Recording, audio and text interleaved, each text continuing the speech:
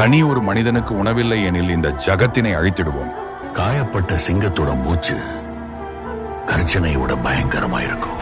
இறுகின இதயத்தில் பயத்தினை கருவறுத்து கொதிக்கும் எரிமலையில் சிதறும் தீப்பிழம்பாய், அலைகளும் ஆர்ப்பரிக்க பூமியில் பூகம்பமாய், செங்கதிர் சூரியன் அஸ்தமனமாகிட இடியும் மின்னலும் அவன் வரவை பறைசாற்ற, தன்னிலை மறந்து அந்த விதி கூட திணறியது. அகிலம் நீ, முகிலும் நீ, சிகரம் நீ,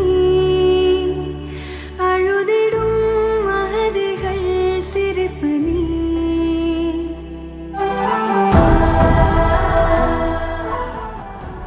நோ பசி, நோ அனாதை.